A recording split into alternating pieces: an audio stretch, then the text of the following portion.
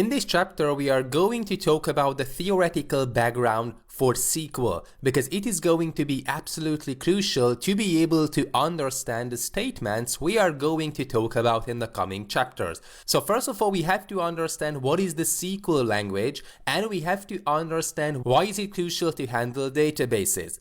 Okay, so first of all, SQL stands for Structured Query Language. Sometimes it is pronounced as SQL, sometimes it is pronounced as SQL. Anyways, what's crucial that it was first developed back in the 1970s by IBM researchers, and it is a database language used for constructing statements processed by a database server. So first of all, we have to define what is a database language, and we have to talk about what is a database server.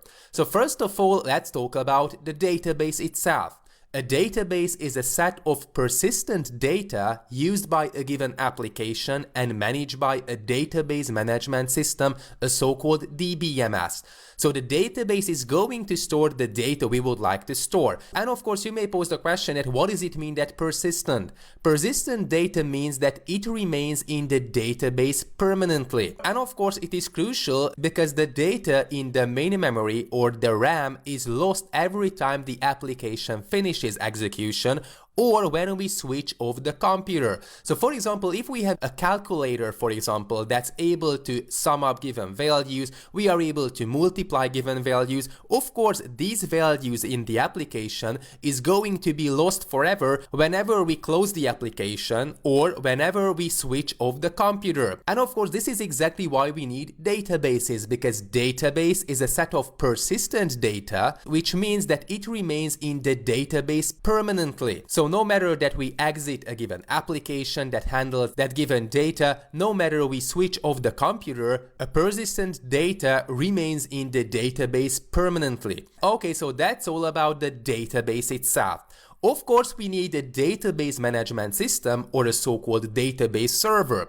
So data present in a given database is managed by a distinct programming system, and these are called database management systems. For example, MySQL. So MySQL is a so-called DBMS, stands for Database Management System. And of course, we need a so-called database language. So every database server has a database language with which we can execute the given statements. And for example, SQL is a database language that can communicate with the MySQL database management system in order to manipulate the data in the database.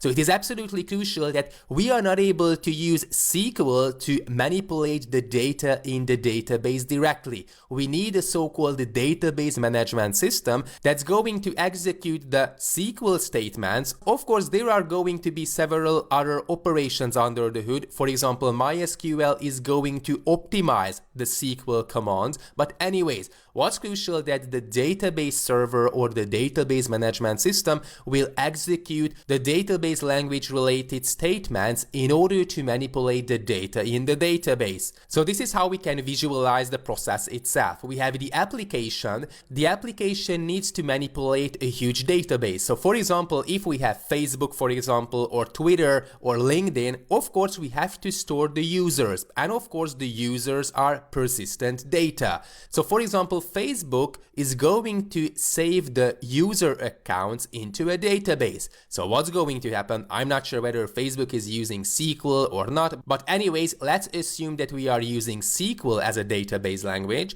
The application is going to tell the database language that, okay, you have to tell the DBMS or the database management system to create a new user in the database with given parameters.